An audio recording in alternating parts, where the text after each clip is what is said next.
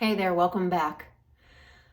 I am so excited to talk to you this week about how to powerfully pivot away from toxic, narcissistic relationships.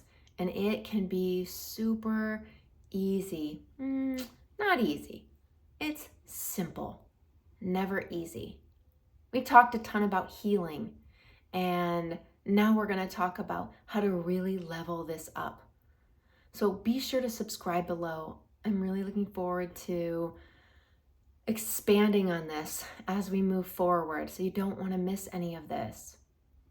In our world, on stage, in social media, in the news, it appears that there are many people who appear to be toxic or narcissistic or just energy vampires. You know, when you listen or watch or you interface with these people, you just feel kind of drained afterward. You feel a little bit tired, or that's best case. Worst case is you feel sick and depressed and worse.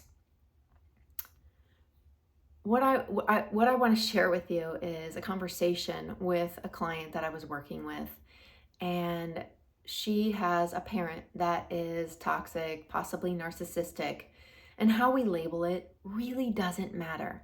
It took me a really long time to even use the word narcissistic or even toxic or unhealthy, because I believe that everybody has the potential to grow and evolve. And yet, some people choose not to. So some of these toxic people can exist in our life. Some of these narcissistic people can kind of drain us of our energy and our time and our resources. You know what I'm talking about. You probably have at least one of those people or have had at least one of those people in your life.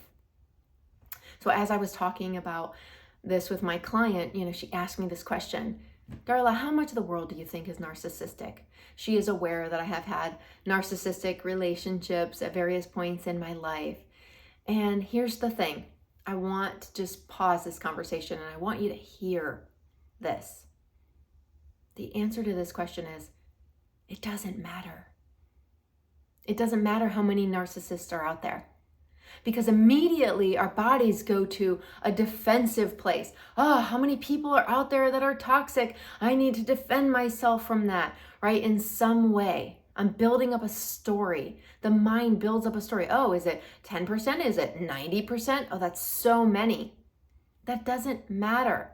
And if you've been following along and listening, you know that when we begin to do that, we pivot our bodies toward what we focus on. Oh, there's 50%. It's like, oh no, half the world is made up of these people. What happens as I point my attention to that thing? I create more of it. So I just want to stop right here and say, it doesn't matter. What matters is you right now.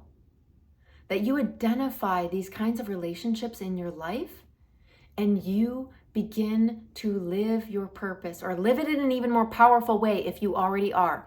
Be your light. Be your truth. Be the match in the dark room that does not cast a shadow. Yeah, did you know that? A match is the only thing that doesn't have a shadow, a match in a dark room. I'm challenging you to be the match, to be the light in the world, because what happens is that darkness cannot exist in the presence of light, right? The light dispels the darkness, and you are the light. When you're living as the light, when you're pivoting toward being the light, shadows and toxic people and narcissists fall away. Now, I'm not saying that you don't have to do healing. We've been talking about that for a while now. And you can refer back to some of that. You can reach out. There's healing that happens. And this is a level up from that. This is living powerfully in your truth, in your full authenticity, fully empowered. And those people begin to just fall away from your life. That's been my experience. That's been the experience of my clients and people that I've worked with, people in my life. So your challenge this week is to look at an area in your life where maybe it's not even narcissistic or toxic, it's just a little bit unhealthy.